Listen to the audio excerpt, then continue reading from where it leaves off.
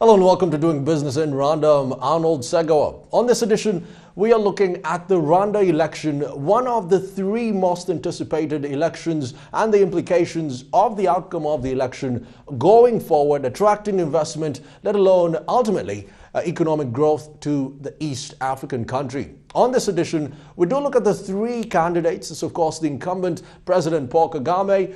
We look at the independent candidate, that is Philippe Mpayimana, not forgetting the Democratic Green Party's Frank Habineza. What do they promise, the manifestos, and we follow them around the campaign trail. This is Doing Business in Rwanda.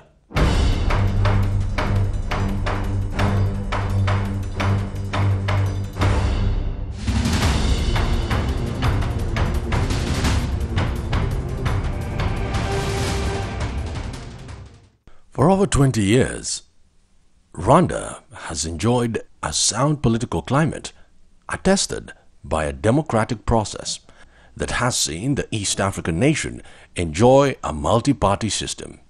Leading up to the 2017 poll, crowds waited outside the National Electoral Commission offices in numbers to support the presidential aspirants, which could easily be mistaken for a victory celebration.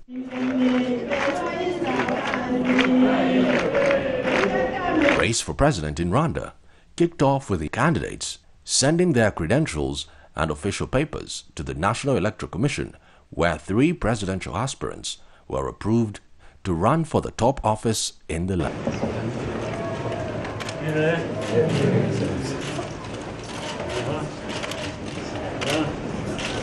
Incumbent president and RPF Inkotanyi chairman sat down with journalists and party supporters, where he shared views on how politics can disrupt or champion the nation's development.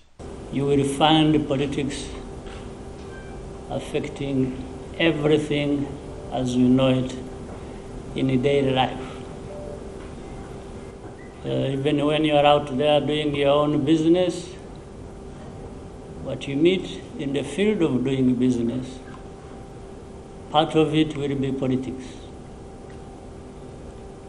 Even if you are a doctor, a medical doctor, doing your job in a clinic, in a hospital, even if you call it private,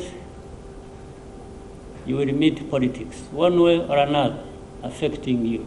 Asked on the challenges met in the previous years, presidential aspirant and Democratic Green Party candidate Frank Habineza spoke on the absence of a constitutional court in the country. In his view, this being a big issue, given that Rwanda saw amendments on the Constitution Law Article 101 as of December 2015. For example, we don't have even a constitutional court, and this has been one of the challenges we have. Like when we were trying to challenge the change of the Constitution in 2015, we took the government to the Supreme Court, and the Supreme Court took a lot of time to see if it's allowed to try our case. Yeah. So one of the things that we're going to try to do now is to make sure that we reinstate the Constitutional Court. Yeah. The country looks upon her youth as the future. This has seen the government create various opportunities to ensure youth participation. But the youth haven't been particularly involved in politics. Urging the young people of Rwanda to get involved in politics more actively, and it's not the first time anywhere I have said this. I have said it many times before. And not only young people, it's everybody. Everybody needs to get involved. Or choose how to get involved. I'm not choosing for anybody how to get involved. I'm only saying people get involved. And how you get involved is your business. It's not mine. I can only urge you, I can only remind that get involved in politics and get involved in good politics, because there's also good politics and bad politics. Critics have published stories here and there on Rwanda, both good and bad. When asked to critique his previous two terms, the incumbent had this to say. My critique would be that probably more was done than was expected. To be honest, I think, looking back, I think Rwanda, we have done better and more than the means we had suggested. That is my understanding. We've really stretched ourselves to the extreme limits. Given Rwanda is one of the fastest developing countries in the region, there is need for new political parties and new politicians. This was the view of independent presidential candidate Philippe Mpayimana. In my opinion, I prefer that many parties come behind me, many new politicians come to join me, and we try to see what is not accomplished today, especially to balance this economy, which is only favorable to big industries, big enterprises. Agriculture is the backbone of most economies in sub-Saharan Africa. Countries have adopted new strategies to ensure food security. What is the conversation in Rwanda on the same? We used to have kind of mixed farming where you have your small plot of land, you could have maize, you could have beans, you could have potatoes, different things. So people, if maize doesn't come well, you could have something else. But now you only grow one crop, and the whole village grows one crop, and if the crop fails, you're all dead. So basically, I'm going to repeal that law, revise it, make sure that we give people the right to grow crops which they need on their land. If government needs commercial farming, we'll set up special land for commercial farming separately, but not forcing the people to plant one crop. So that's one thing I'm going to do. Then, as I said, to fight climate change, because we always have drought, as a responsible government, I'm going to make sure that I have policies of irrigation system in all the dry areas of Rwanda. To make sure that we tap groundwater, we tap rainwater, we do rainwater harvesting.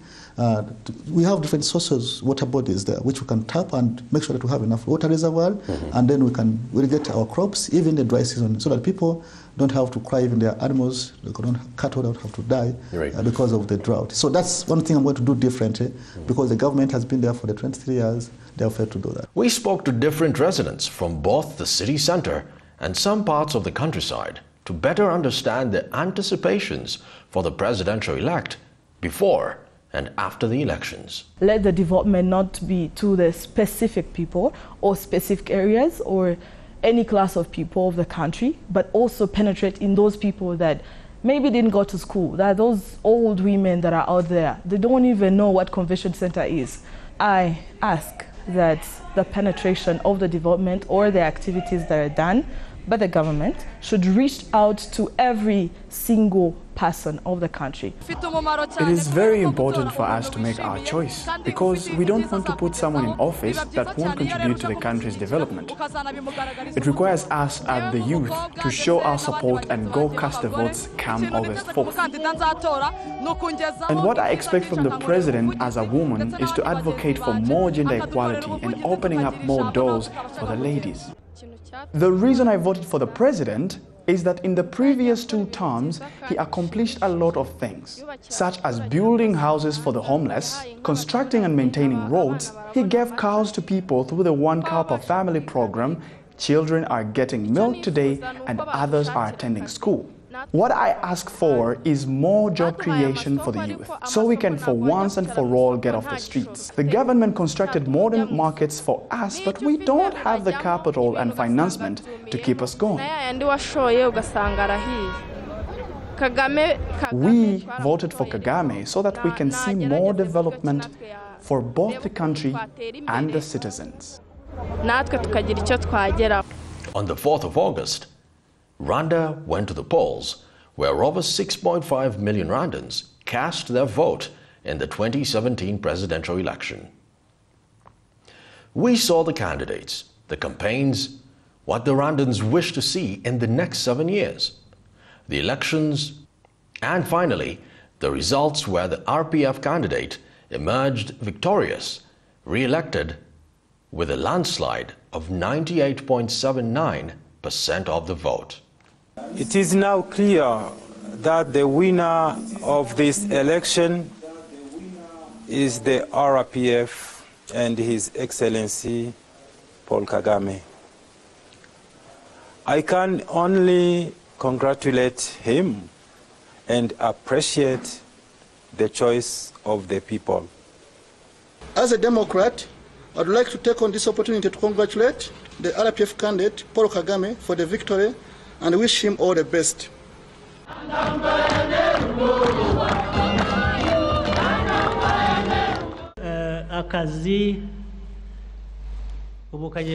Now, we head back to work as we have been doing so.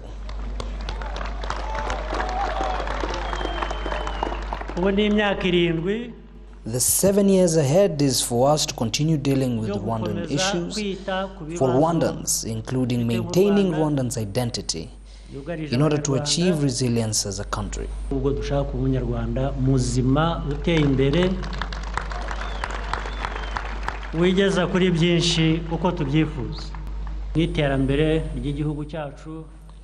The development of our nation, its good governance, our democracy, and maintaining the country's unity is of great importance. A riveting campaign trail and ultimately the election ending with a landslide for the incumbent President Paul Kagame at 98%. That's where we'll leave it for this edition of Doing Business in Rwanda. If you have any feedback, be sure to tweet us at DBI Rwanda. I'm Arnold Segawa from the entire Doing Business in Rwanda team. Thanks for watching.